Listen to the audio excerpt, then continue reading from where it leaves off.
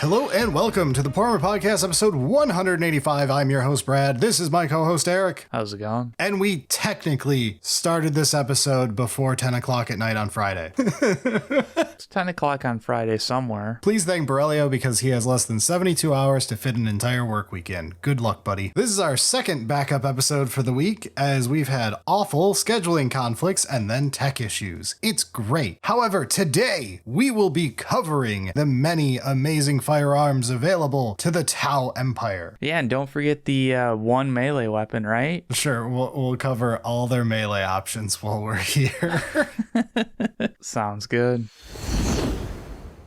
All right, before we get started, real quick news segment. If you are listening to this the day it airs, you have like 12 hours left until the sale on all of our merch ends. It ends at the end of September, which is hours away depending on when this airs. So there you go. After that, the sale is over, but again, our high tier patrons, Simpson Up, can always get their 20% discount if you pay us far too much to support the show. Speaking of patrons, the patron poll is now live. All of our patrons get to decide an episode every season, and it is time for them to decide what we're doing for the fall 2025 season. So go vote. Yeah, there's a couple decent options, and as always, there's at least one that will be painful to do. And as like an extra special thank you guys, thanks a lot for helping out the last few weeks. The response to the last few episodes is like way more than we even hoped for. You can literally see the trajectory healing in the data from the last few weeks. And please, when I ask for this type of help on these episodes, I'm telling you to be kind to like all the creators you like who do YouTube content. The YouTube crap affected like every channel. No, be nice to just us. True.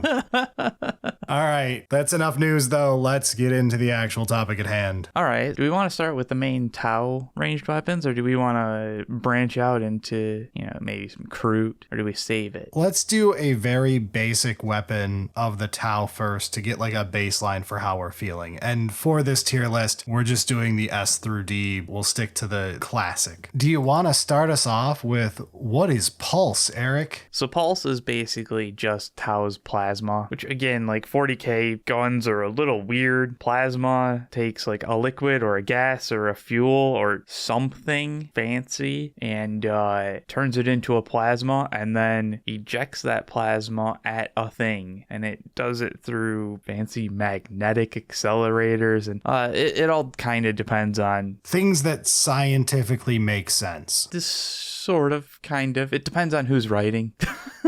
So let's do the pulse rifle, like the bog standard. Yeah, so this is kind of like your las gun, but just better in every way and cooler because it's not just a laser pointer. Yeah, it's more like if the Imperium's plasma never overcharged but never overheated either and could just be fired forever. Yeah. Which, again, plasma is sick and therefore pulse stuff is sick. But not overcharging loses so much. And that's why, like, I can't give this nearly as high of a rating as I could for like when we get to the ion stuff. Sure, there is a certain aspect of Tau being the faction that makes some amount of sense in 40K. So like, don't have the gun that blows your hands off kind of thing. Yeah, the sanity baseline. So in that aspect, maybe we grade a little differently. I still don't think this is above like a B. I think it's a pretty decent B. Like, it's pretty cool being the whole plasma thing, but it's also not exceptional in any way. And since there's Xenos, it's a little inconsistent on how it functions or what exactly it is, unlike when it's Imperium and you can have 45 different variations of a bolt rifle. Yeah, something like that. Okay, so to get another one out of the way. Yeah, I think we just hit a couple of the pulse ones. So the pulse pistol, it's just worse. It's not as cool. I mean, it's a pistol instead of like proper rifle. It looks like a toy. I was going to say the only thing that remotely saves it is the looks. Well, I don't know, man. It actually looks sci-fi and kind of neat for a pistol, while like every Imperium pistol looks like a generic pistol. I guess. I don't know. Just the boxy, blocky look works so much better for me when it's like a rifling type thing instead of this like tiny little stub. I'm not a fan. It does give off pricing gun vibes. Actually, yes, quite a bit. Let's put it in C tier. I don't think it's true trash. There are certain aesthetics to it that I actually do jive with, but from like being a plasma pistol, but not like a cool plasma pistol that overcharges and blows your arm off, it's not very high tier. I think a C is perfectly reasonable for it. But let's go on to the flip side and let's take a look at their like sniper variant. So like the Longshot pulse rifle. Do you have strong positive opinions on it? Because I have an argument. I mean, I do love the Firesight team. So like, you know. Only for meme reasons. But yes, you do. Hey, it still counts, all right? My argument here would be, of the various snipers we're going to go through, this one is the most boring. In a vacuum, it's not the worst sniper, but against the other snipers that we're going to go through in Tau, this one is very boring. Okay. It's just a pulse rifle, but longer. All right, I'm with you. It is kind of lame, especially because like from the aesthetics, it really doesn't have anything. It is just the pulse rifle, but longer. Yeah, I don't have anything against it, but it's also, compared to what we're going to be talking about, it's not very high tier in Tau, the gun faction. I don't think it goes below C, but No, but I think C is right for it. yeah, I think that's fine. Do we want to keep going with some of the pulse? Because we got a couple other options There's here. so many pulse variants. All right, let's finish pulse off, and we'll try to do these in segments rather than jumping around at random. So one that I actually think is super high tier for me is the Pulse Blaster, which is a plasma shotgun. Dude, I was going to be so irritated if you said the other underslung thing. No. Okay, I would be like, if you're trying to put that in S, I'm revolting. No. But a plasma shotgun belongs in S tier, and I will not hear arguments against it. I feel like they could have made the aesthetics slightly cooler. I actually agree with you 100%. However, it's good enough aesthetically, and from a lore standpoint of just shotgun diplomacy with plasma shotgun where you fire this big blue energy blast out of it is sick. It is cool. Especially when you compare it to most of the shotguns that we end up talking about, of like their literal pellet shotgun type stuff or slug shotgun, whereas this is so much more cool to be like the just energy wave blast. It really does kind of feel, especially because like this is one of the weapons for the Breacher team, and it's just like it fits so well for what Tao's trying to do. Staying close quarter combat but still being a gunline army Yeah. and not like actually doing melee. And having a bit of flair while doing it. Because, like, yeah, a slug shotgun, it'll get the job done. And, like, that would be fine. But the Pulse Blaster is S tier. This is cool. Like I said, I think they could have had a little bit more aesthetic flair, but it is good still. All right, are you going to try arguing anything for or against the Pulse Carbine? What makes it different than the Pulse Rifle for you? So the Pulse Carbine is basically just a shorter pulse rifle with the ability to put an underslung on it. And that's dumb. Yes. I agree. We're having no fights on this. I also have an aesthetic problem with it.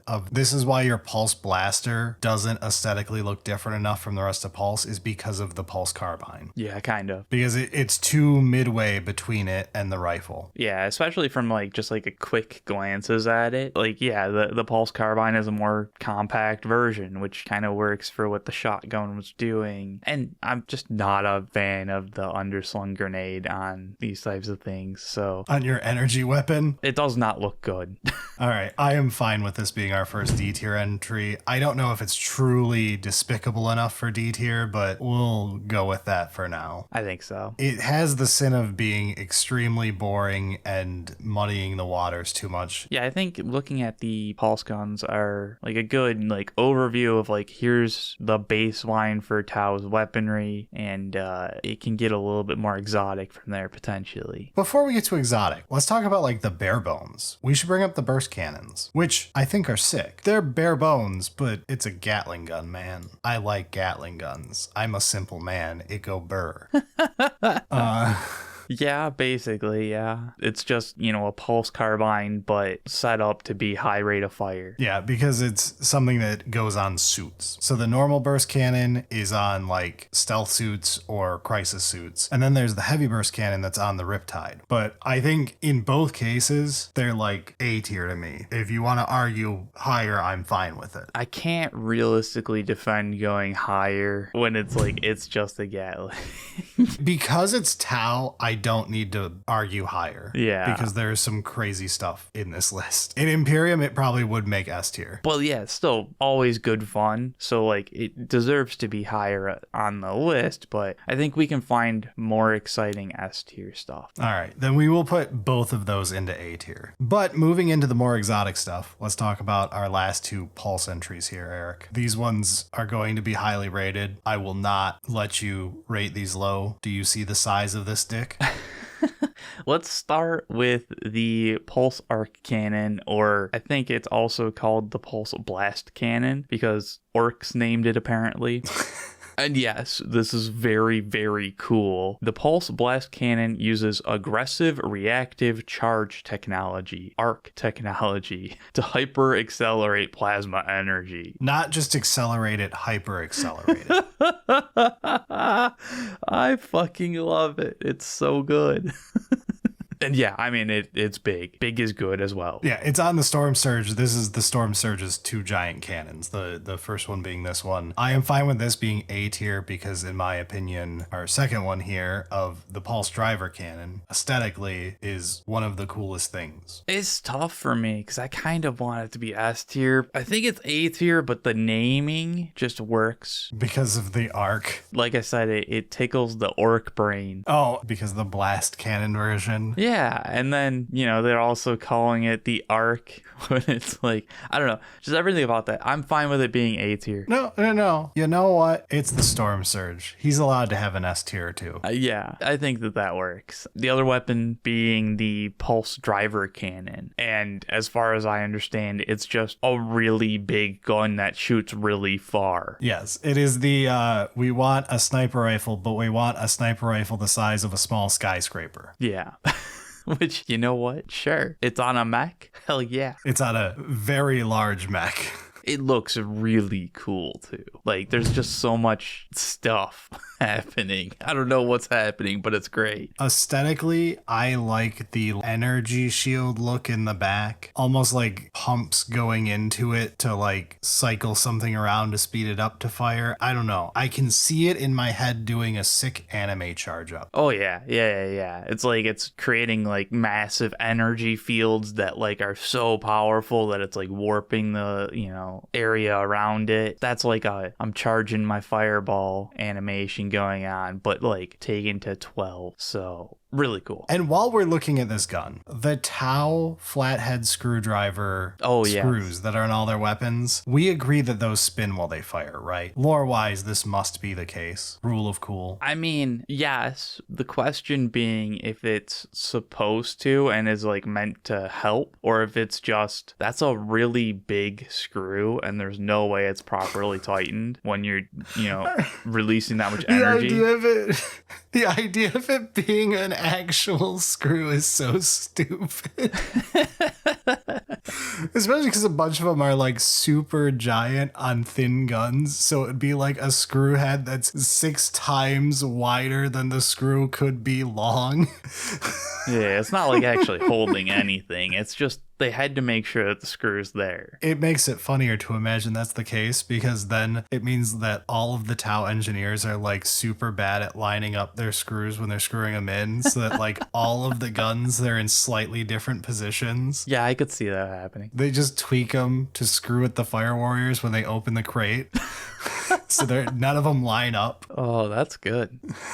Some malicious compliance going on there in some aspects. All right, I believe that's the end of Pulse. Well, I mean, we've got a couple more. So, quick shout out to the Sunshark Bomber's Pulse Bomb Generator. Oh, I guess this is Pulse. Okay, fair. It's a very cool gun. Well, gun's a weird word. It's a very cool bomb factory. Right. Infinite bomb generator? Yeah, because because like the idea being that like it rapidly spins, builds up energy, and is able to like unleash this plasma bomb, and like as it's doing that, it sucks energy in from like, you know, around the atmosphere and stuff like that to like replenish the bomb. So just like, yeah, infinite bomb. It's neat. It's kind of cool. It's a fun sci-fi thing to me that instead of having a bomb rack filled with bombs, you have your bomb factory being this like small device that makes energy bombs that's like charging up like Goku constantly while you fly your ship past. It also does allow for some more neat,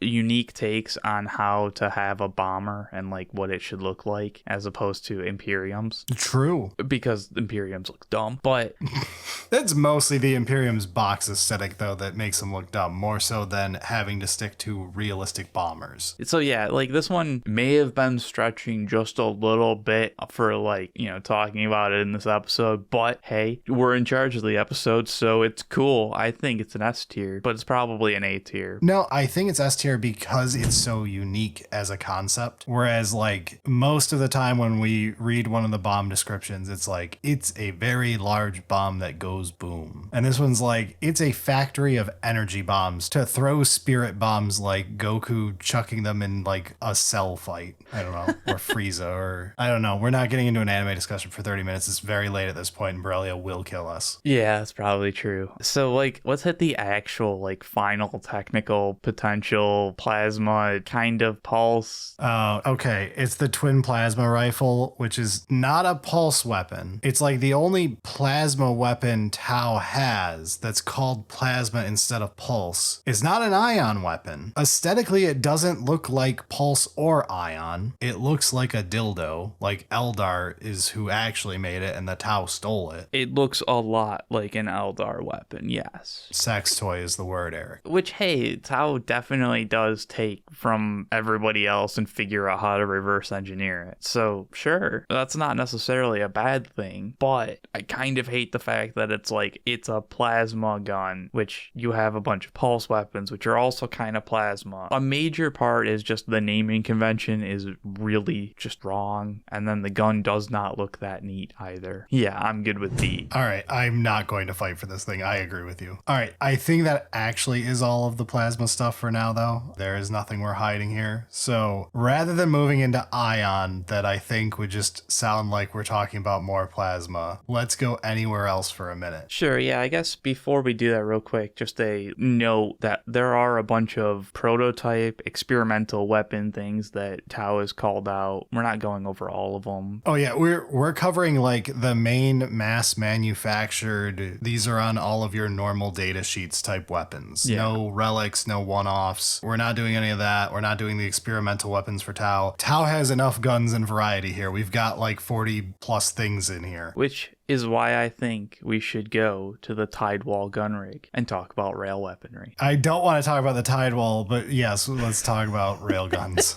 Railguns are cool, even if out of all the examples you could have chose for our picture, you chose the Tidewall. Hey man, it's going to be an 11th edition's Combat Patrol box, so we got to talk about it. It's relevant now.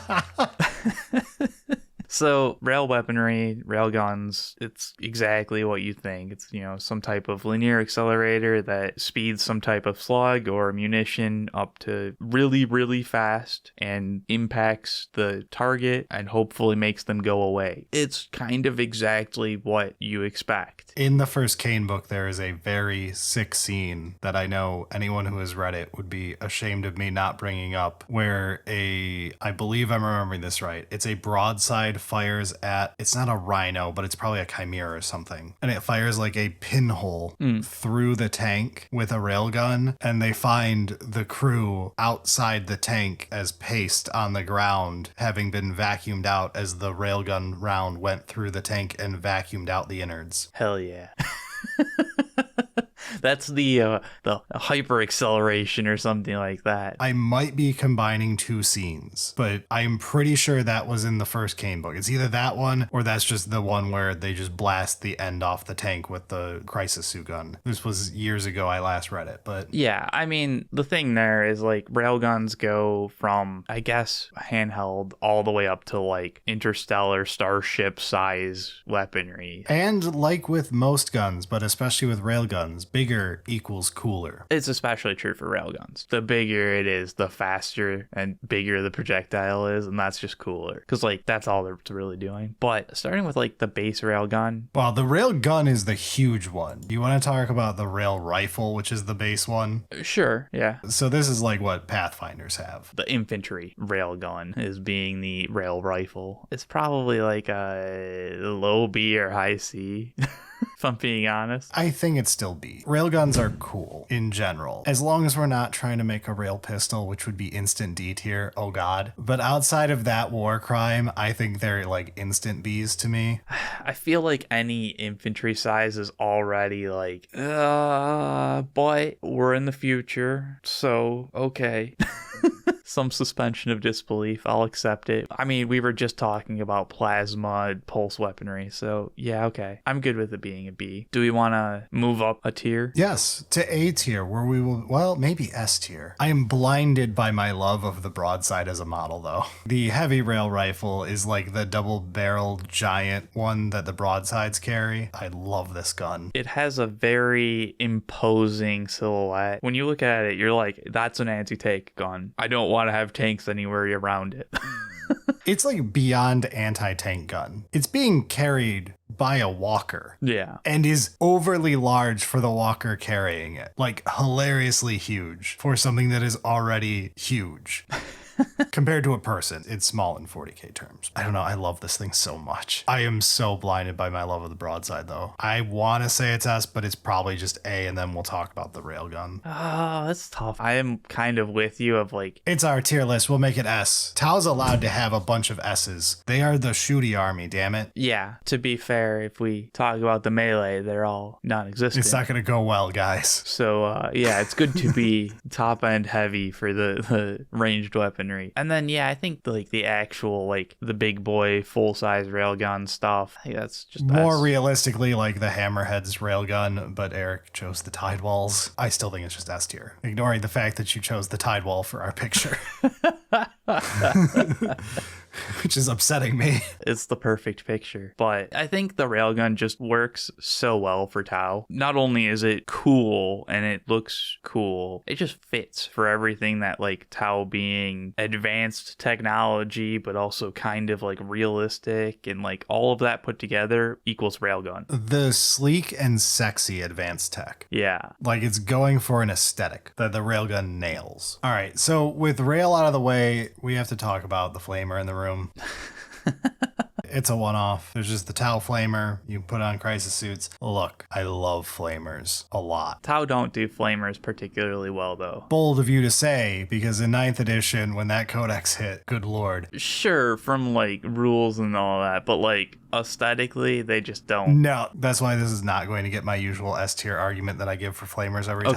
Okay, good, because I was like, it's not S tier, bro. No, Tau's flamer implementation, their aesthetics on it sucks. It's the same dildo looking issue we had with the twin plasma. I don't like it. It's very boring. It doesn't have any of the cool aesthetics I'm used to with flamers everywhere else. I'm not going to argue high for it. Wherever you want to put it, I'm good with. Yeah, I mean, the only thing that's actually kind of interesting is the fact that the Vespids get it. That's like an achievement for them, like, you know, some type of honor of being allowed to carry the Tau flamer. That's just kind of like a neat little thing. I actually think aesthetically it looks pretty lame. I have to say I would give it slight bonus points for being the close range useful weapon in an army that has trouble with close range combat. Just like we talk up the shotgun and how that's a great Tau thing to have. The flamer does the same thing there. Absolutely. So I don't think it's like D tier. It's not like punishable, but like I'm not going AS with this. I think it's a B tier, and there's some cool parts for the lore that like want to push it up a little bit, but there's absolutely a hole that Tau needs to fill for that short range, end the enemy kind of thing as they're closing that the Flamer does so well. But if you're going to do it, you also have to aesthetically commit to it and make it cool, which they haven't. Altogether, it's a B. It's fine. Let's talk about the mystery that is Melta. Sure. Let's do Fusion, which is just Melta. Yes, but different for some reason. Tau Melta.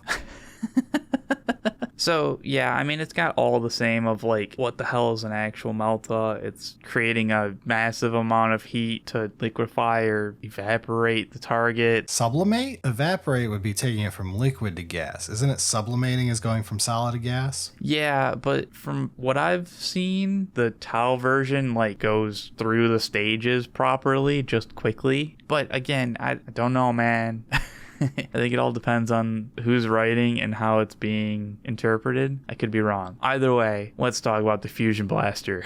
Okay, aesthetically, it almost gets there for me, but it's too boxy. It's too boxy. It needs a little something. Tau knows to round like every other corner, but for some reason on their Fusion stuff, they go with super hard squares. There's no angular stuff or anything. They're just rectangles. It looks like a Lego. I would be okay with that if there were some more like bits and pieces like around it. Yeah, but they're just a Lego strapped onto the arm of like a crisis suit. Yeah, it's tough. I feel like I want to like it more, but I just don't. Because it's just so boxy. I think it's B for boxy. All right, I'm fine with that. I feel like there's going to be people that hate us for this take, and that's perfectly reasonable, but like... No, you're wrong. Just know that. Yeah. Like, I love Plasma's aesthetic, which this has. Like, instead of going with a Melta aesthetic, it's got the plasma blue glow in the slits, right? Like, it's a glowing hot thing. Sure, yeah. I love that aesthetic. However, the rest of the aesthetic of this gun is such a vibe killer that it undoes all of my usual love. Yeah. And I think it's bad enough that getting into the Fusion Collider, which is the bigger version, it doesn't even get like a bump in any way. It sits in B next to it. It's just the same thing. It's a 3-piece Lego instead of a 2-piece Lego. Yeah, it's almost like we took it to the Xerox and we increased it by some percentage, printed it out and drew another circle in for the end of the gun. I did have to check. It has an extra vent on the side. They did not do that stunt. There's a part of me that always questions, was this Monday morning? Yeah. Check their work. Is this a Monday job? I could see that happening, you know, but they didn't actually do that, but it has that feeling. So yeah, I think it's still a B there. All right, from there, let's hit a quick and easy one. Let's talk about the EMP. Dude, you were going to do that joke. Every time, dude. All right, let's talk about the EMP grenade. So we've got the EMP grenade, and let's just lump it in together with the semi-automatic grenade launcher EMP version. Sure. We're talking about EMPs. Yeah. I like it from like an idea aspect, but like none of the grenades have enough detail to like really be like, oh, that's so fucking cool. No, grenades in general, I give a pass on like the modeled look. Like they're all going to be a canister if you're lucky. So like that's why like, okay, let's also kind of talk about like the grenade launcher, the underslung grenade launcher there, because like that's something. But like lore wise, ignoring the aesthetic of the launcher or whatever, sell me on the EMP. I mean, it does the electromagnetic pulse thing, so it knocks out all technology. It would be cooler if we called it Haywire. Fair. Yeah, that's true. Harlequins win again. Yeah. You heard it here. Brad thinks that the elf version is so much better. I do. I like it in Drukhari. I like it in Harlequins. Haywire is just a sick name for an EMP to be called. And from what I understand, like the EMP grenade or like the pulse grenade or whatever is more of just like normal, realistic EMPs of like it doesn't actually deal with everything. It just kind of like hits the nearby circuitry and like maybe it'll get a tank or something like that. It's a good tool to have, but I feel like most of the time it's going to be used incorrectly and orcs are just going to be like, lol, that was funny. All right, so where's it going, C or D? I think it's probably a D. I agree with you, but I was wondering if you were going to try arguing above. I want to because like it's kind of cool and there could be a lot of things that you could use it for, but like realistically, a lot of those things would be like quelling internal rebellion, which Tau don't really have to deal with quite as much. Where do we want to go from there? Let's talk missiles before we talk Ion. Do we start with just like the missile pod? Let's talk generic missiles first, and then we can get into why this one is cooler. So Tau has missiles. They do missile things. You shoot them off and they self-propel and blow up in some cool way. Yeah, the generic version is just a generic missile, which is Like a C. all right. There's nothing. It's a box with missiles in it. It does missile things. Yeah, I'm not going to argue above it. I don't think it's bad enough to be a D. But it's very boring. All right, but sell me on the cooler variants. We have so many. We have a ridiculous number of them in Tau. Yeah, we do actually have a few. And I mean, it kind of makes sense. Should we just upgrade to smart missiles and talk about those? Yeah, so like there's the smart missile system. And this is basically your missile pod, but there's a drone that's controlling it. So like they're smart. I love the aesthetics of this, especially when there's the drone with it. Yeah, missile drones are sick. Yeah. Aesthetically, they climb the charts compared to just a pod on something's shoulder or whatever. I don't know what it is, but a rack of missiles flying around the battlefield and then just firing off missiles from it is sick. It really is. It's kind of hilarious in ways and also like terrifying. I kind of love the drone part to the whole smart missile system there. And like imagining that drone, not heat seeking in this case, but AI seeking the missiles it's firing off while it flies around is like so fucking badass as far as sci-fi stuff goes. Does it breach S or is it only A? That is the question. I think it's probably just an A because like at the end of the day, it's still just a missile. That's extremely fair. It's probably the peak of missiles, but it's a missile. Into the Seeker missiles. You mean the hunter killer missiles? Yeah, they're basically hunter killer missiles. They really are, which really makes me want to put them in D tier just to punish them. I'm pretty sure they're just hunter killer missiles, and then Tau were like, we can't actually name it that, so let's call them seeker missiles. They'll figure it out. We stole the blueprint. Yeah, right? I don't think they're bad. I do. It's just they're not really interesting for Tau. The fact that like they link up to like the Markolite is kind of neat, but actually, you're right in a minor way that does help lore-wise make him seem less stupid. Right. Like, okay, we do paint targets regularly. Yeah, it's still not above a C to me. I think it's fine to put it at a C. But you did save it from D, which is where I wanted to shove it. The picture that we have of a Skyray with 6 of them attached is dumb, but having a couple of them makes some sense. Let's talk about the air fragmentation version. So this is just another variation of the missiles. This one like commanders can use or whatever. These are literally just missiles that are air frags. So they're led by like a drone or a support system inside the suit so that they at the perfect correct angle and distance will explode in midair and cause shrapnel to rain down on something. It's basically used for like cleaning up soft targets behind walls and stuff. And given that there's all of the drone stuff, trying to use that drone intelligence to hit things that aren't like in your line of sight, it works. It is a valid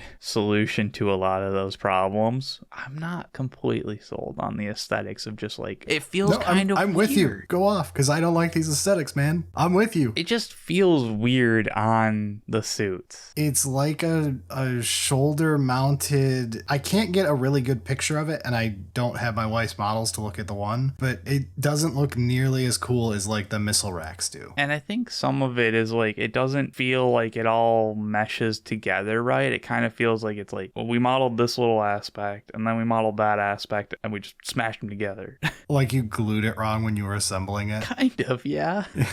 Where you're questioning if you followed the instruction right? It's not that bad, but like there's some of that coming through that I'm like, I don't think it's quite right. Did I put it on backwards?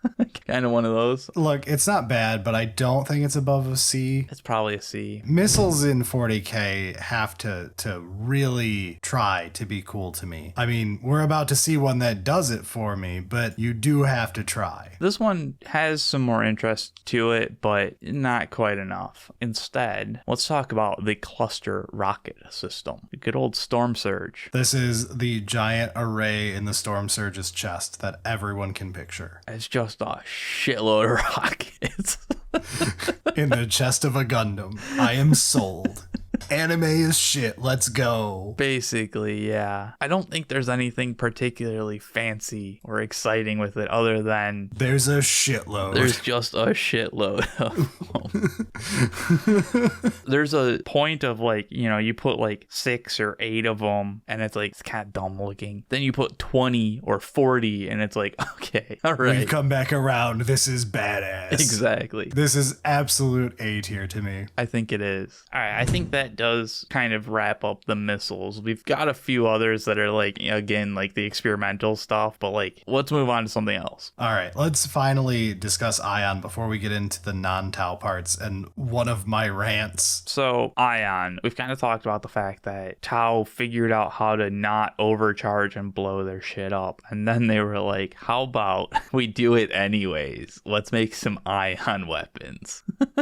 We made plasma safe and now it's boring and I can't get it up anymore. So I need to find something more thrilling. Basically, because like the Ion weapons are firing some type of like, you know, high energy particle stream to vaporize metal and flesh, and it can overcharge, which is dangerous. And required / mandatory. And kind of awesome. We always overcharge in this house. Yes, we have the Ion weaponry. I guess we'll just start off with the Ion Rifle. It sets the stage for what we're kind of looking for, and I think it's fine. I kind of like the kick up over the shoulder part of it, with like the venting crystal thing in the back. Yes. I think that like saves the design for me from being just kind of boring. I think the venting crystal thing fits when it's like closed and just like over the shoulder. I think that looks kind of dumb. But when it's like properly open and like venting, I am with you. I do think that looks very cool. Is it still just a B though, or does it go to A? It is plasma, which is cool, but it doesn't have the cool glowy effect on this one, so maybe not. But it does have the cool vent thing. It is kind of back and forth there. I'm thinking let's put it at B and see where the rest lands us. All right, so there's so many variations. Let's just go up. Big Ion Accelerator, Riptide, Rippy-T. It looks cooler when it's bigger.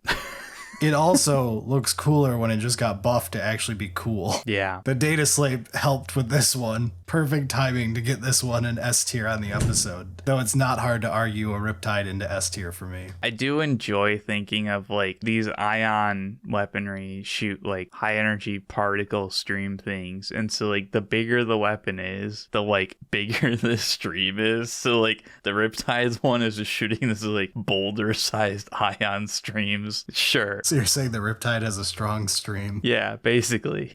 And large balls. No, that's a Tanuki. Moving on. let's All right, let's talk the ion cannon and the fact that I think it's lame. This is your huge ion cannon, just literally the name. But this is your big variation, but like it's not big. It's small. It's short. It's stubby. It's not going to please her. I mean, yeah, kind of. The fact that it's on the hammerhead does not help when the other option is cool ass fucking railgun. Railgun. The railgun being the like default idea in your head of the hammerhead, and then you see this stuffy ion cannon, you're like, oh god, what happened? I don't think it's D tier, but I think this is like the disappointment in C tier of this category. I think so, yeah. I do think aesthetically my favorite one of the bunch here is the Cyclic Ion Raker from the Ghost Keel. This is like, it does the glow effect on the official GW scheme here, which is bonus points for me. But I just aesthetically think this is my favorite of the ion weapons. Okay, I think I'm kind of with you on the aesthetics. There's one other one that might be just because it's silly, but yeah, I do think that that one aesthetically works pretty well. So like the cyclic part is like they're trying to generate rapid streams of ion radiation kind of thing. It's a little weird, but I guess it works if it's big enough. Yeah, it's kind of like a minigun, but an ion version. Yeah, because like the vented part is like a rotary thing. Yeah, so it is really cool looking too. I think it combines two things I love, which is why it's so S tier to me. And like when we get to the blaster in 2 seconds, Weapons is the same deal to me, but slightly worse. But it's combining Gatling gun. Very cool. Plasma. Coolest 40K-est thing possible. Let's combine these. It's like almost orc tier ingenious. Actually, yeah, kind of doing that same thing there. And I think they did nail the, like, we complained about the fusion boxiness. Yeah, whereas this has a beautiful aesthetic to it. This one has a lot of, like, detail, aesthetic, design choice going on there that I think works pretty well. The Cyclic Ion Blaster, I feel like they're basically the same. They're the same gun. I honestly don't know why both are here, but yeah, this is the same gun. They're both S tier. It's the same gun. One is slightly smaller because it's on a smaller suit, but they're the same gun. The Ion Blaster's on just like a bunch of battle suits, and the Ion Raker is basically the Ghost Keel. But we've got another contender for being orc-like, and that's the Quad Ion Turret. Oh, I wondered which one you liked. Okay. It's so fucking stupid. Sell me on why this is so good, Eric, because I don't feel it right now. Because one ion gun wasn't enough, but trying to figure out how to do like proper barrel rotation was kind of annoying. So they just took 4 of them and put them side by side and said, fuck it, the whole thing spins now. Is perfect. Damn. When you put it like that, the fact that they have the cyclic version, why is this a thing? Oh no, it's perfect in being so dumb. I mean, the real reason is because having them fire and they're supposed to kick back a little individually and have that like Star Wars blaster look as they go bam, bam, bam down the line. Okay, yeah. That's the reason, like the real reason, the real life reason it looks like this. But in world, why do we not have a cyclic one? I'm with you on that, but when you started saying like it kicks back, I was like, no, that's not how acceleration, it's not gonna make you go faster, Brad. It's not how it's supposed to work in lore, but that's why it was modeled that way. I kicked in the over boosters. I'm shooting the quad ion cannon now. No, it's so that it looks like that one scene in Star Wars where they're firing at the TIE fighters. Yeah, you're right. I will let you stupid this to S tier, but it's A tier. It's an A tier. Okay, it's a fine A tier. It's not S tier to me. I'm with you. It's just hilarious. Okay, we are done with the Tau part of the Tau weapons, but we have Vespid and Kroot left, which is honestly quite a lot of weapons. Let's talk Kroot for a minute because it's more boring than Vespids, and I think Vespids are kind of funny here. I guess before we do either, I just noticed we forgot the Photon Grenade. The Photon Grenade is D tier. It's flashbang. It's a literal flashbang. Like, it is, everyone else's Photon Grenades are flash grenades, and the big Tau creation was they added a sonic component, thus making the flashbang. So, as much as this is D tier, there was one other thing as I was looking through this stuff that came up, and that's the Sunburst Bombardment, and that's a photon grenade at orbital scale. They basically just light up the sky in a flashbang. That's hilarious. You flashbang the planet with a solar flare? Fuck yeah. Just one of those, like, happened to come across that and I was like, what the fuck's a Sunburst Bombardment? You can tell it's very late on Friday night / we're very close to Saturday morning because I've made 3 DBZ references randomly and I don't even like DBZ that much. It has been a while since it's also been a really long day. All right, with that very important information out of the way, let's talk Kroot. So Kroot are unfortunately going to be filling out the lower ranks here because there's a lot of boring Kroot weapons that we can go through. I don't entirely agree. I don't think there's going to be a bunch of S's, but I feel like you're kind of hating on them more than you should. Well, to explain how boring Kroot is, the Kroot Rifle, it's going to sound alien and wild to you as a lowly human. The Kroot Rifle it fires projectile rounds, like solid rounds, that are propelled by a chemical reaction. That's crazy, man. It's a normal ass rifle. It is a fucking Mosin Nagant. It's a garbage gun.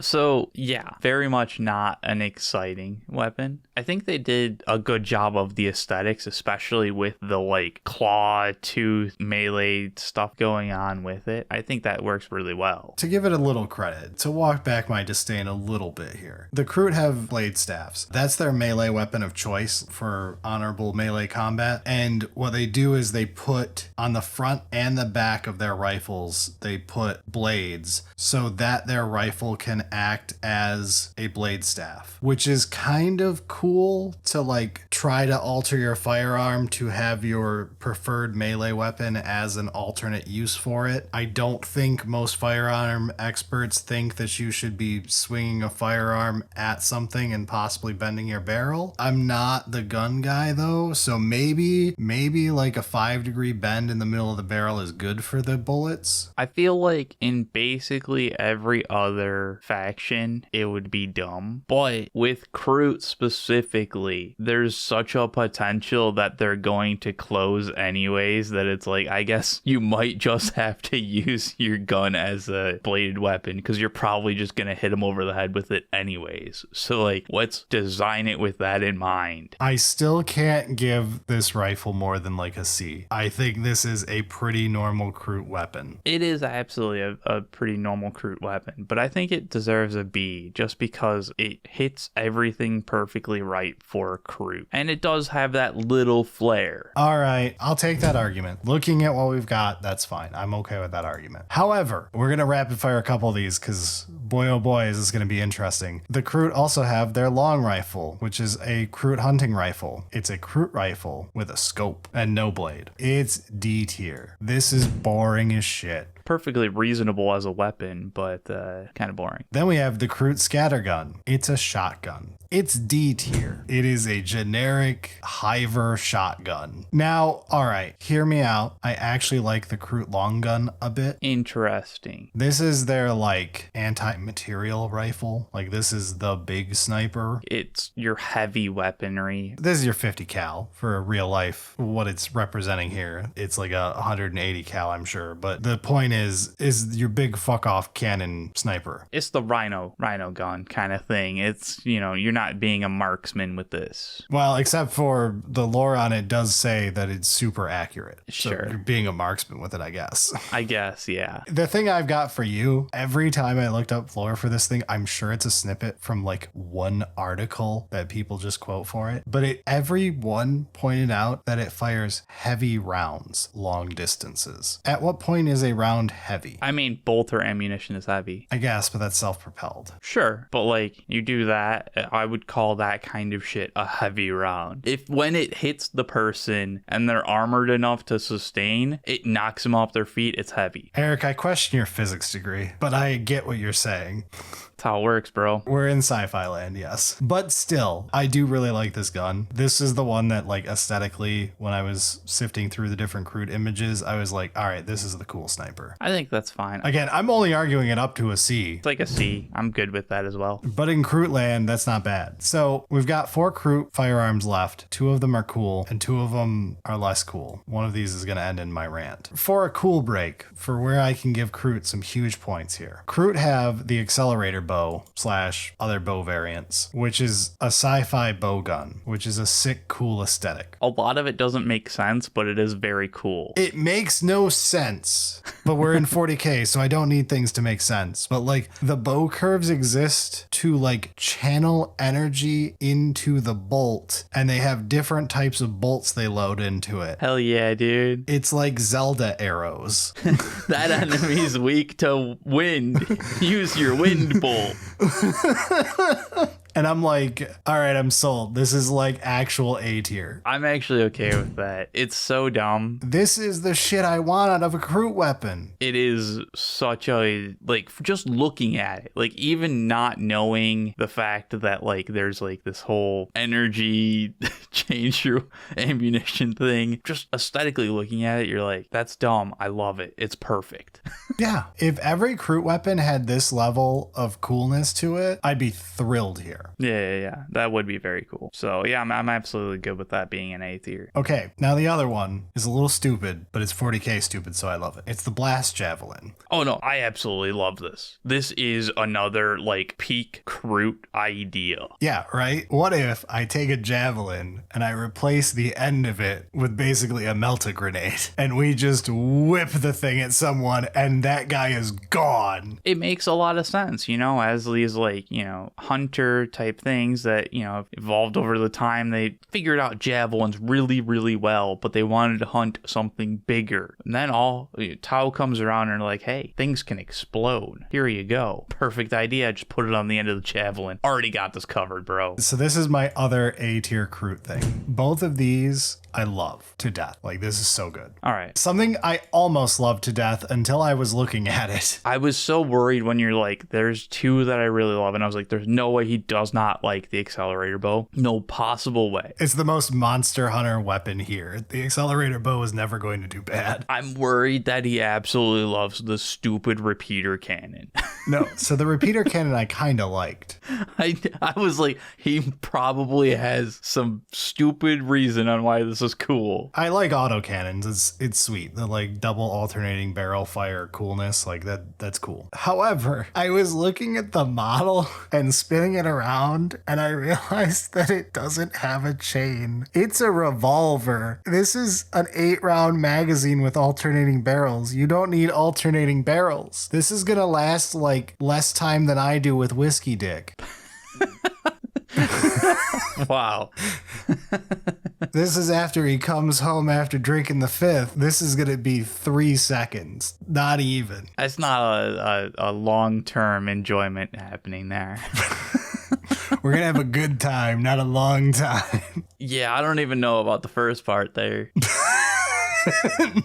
We're going to have a time. There will be a short amount of time that will happen. I'm not even going to say it's going to be unforgettable. It might be very forgettable. I might not remember when I wake up tomorrow. I'm just going to wonder why she's pissed off. So the repeater cannon. Dude, I think it's like... Oh, yeah, we were talking about Tau. Honestly, I kind of hate it. Oh, no, this it's going in D. Okay, good.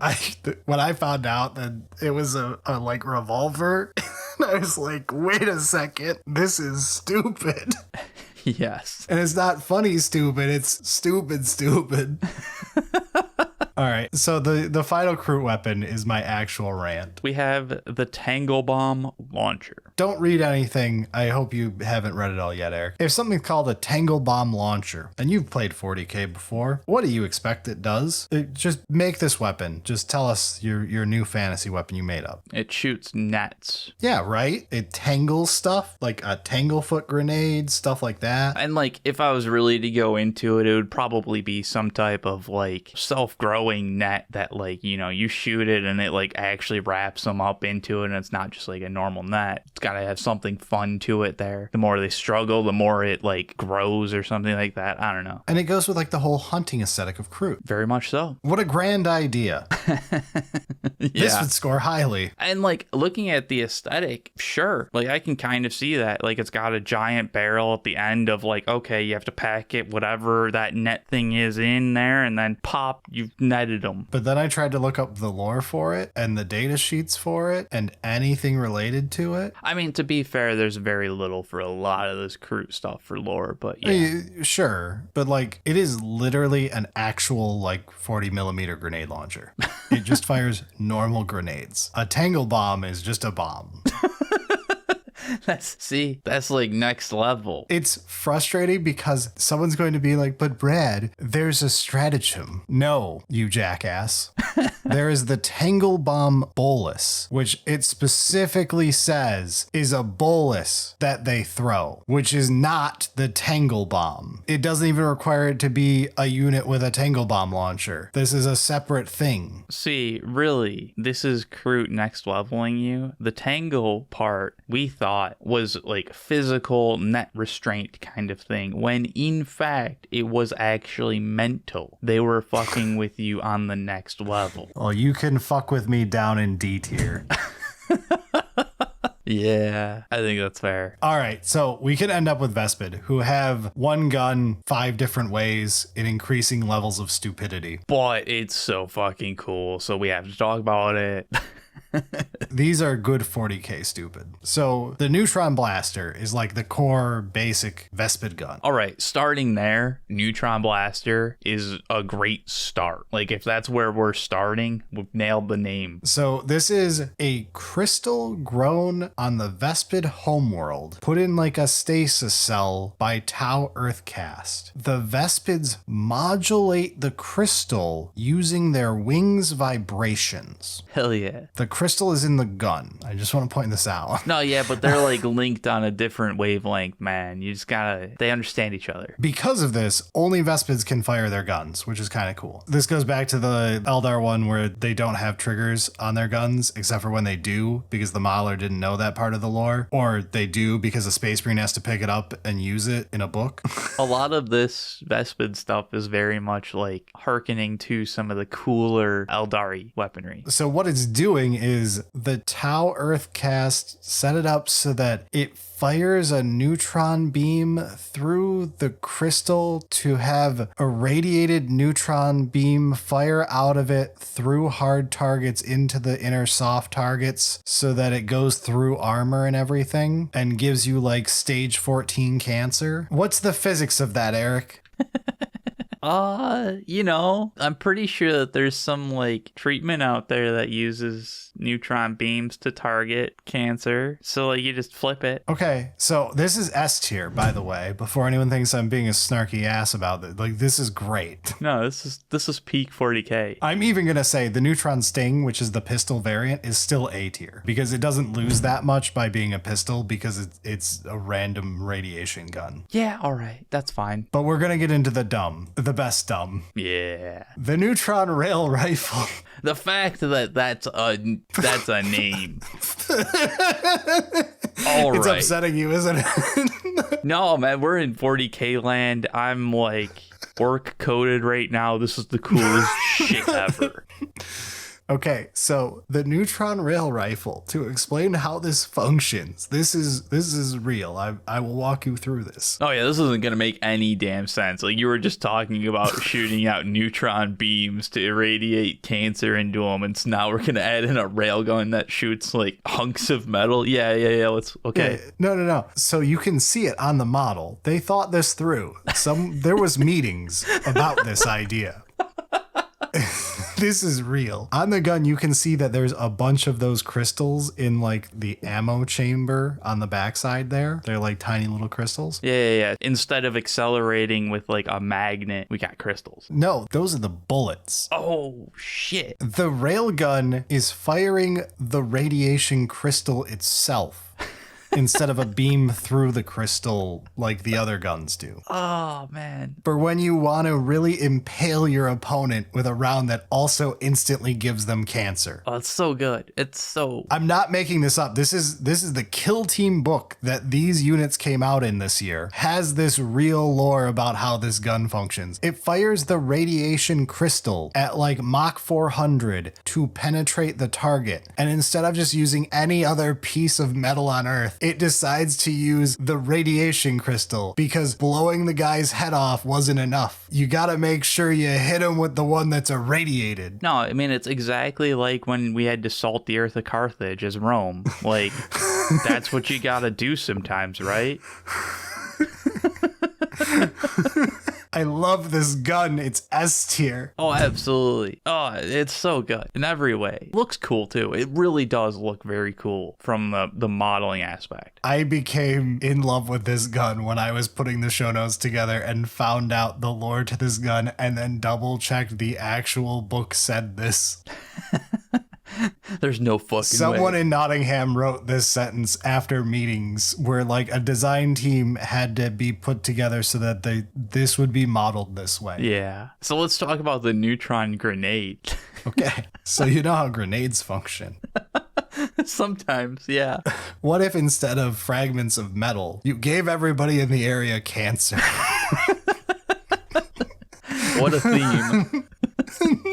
It's a grenade that fires off a powerful wave of radiation when it detonates that will fry electric systems and cooks organic material from inside out. This is the real EMP grenade. It EMPs organics as well. Oh shit, that's good. Solid A. Still A tier. And then we've got the Neutron Grenade Launcher. So you take that grenade and you put it in a grenade launcher. I mean, that makes a lot more sense, to be fair, when like... So now you're out of range at least? Yeah, like grenades are already one of those like, I really hope I throw this far enough kind of thing. But then when you've got the whole like cancer part of the radiation going on, it's like, all right, I really don't want to be anywhere near that area. But like this leads to the question of like, why these grenades? Why not any other grenade? Is it just because, like, if your enemy's American, that you can make their families die poor from the medical bills? Okay. Like, why we gotta use the cancer grenade, guys? Holy shit. Vespid's figured out one thing, and they do it really, really well, apparently. This just boomerangs back to S tier. And yes, Tau ends up with, by my count, 12 S tiers, and you can't stop me. I mean, they do have a lot of ranged weaponry in general, and it's good that they have a lot of cool ranged weaponry, because, like, that's their thing. Yeah, I gotta say, the variety offered by the Kroot and Vespids is really nice in addition to Tau stuff. I do think Kroot kind of has too many basic ones. When they go hard and do stuff like the bow and the blast javelin, that's where Kroot shines. I think it's perfectly fine to have the Kroot Rifle. You can have a basic one or two. And, like, it exists, but then, like, from now on, let's embrace the bow and the javelin idea. We didn't need Kroot snipers if we have the bow. We should have played up variations of the bow more. Absolutely with you on that one. And the Tanglebomb grenade launcher could have been cool if it actually fired a bolus out of it or something. That one just needs some lore work. The model could be anything, but fix it. It's fixable. It just needs some work, kind of thing. I gotta say, I was really happy with the variations of the Tau weapons when we went through this. There's a lot of cool stuff. Tau guns, I think because of how suits are, can feel very samey. Like it's just a gun slung on an arm of a Gundam, and you don't pay too much attention to the details of the gun in any way. Yeah, because you're like, oh, that's clearly, that's clearly ranged weaponry of some type, like good enough, got it, understood. Borrelio, if you don't keep all of that in when you do that for me, I'm going to be very upset with you. Wow. I need other people to hear what time it is in our heads right now. But yeah, this was very fun. I guess that is it for the topic this week. We are out of here. Sounds good.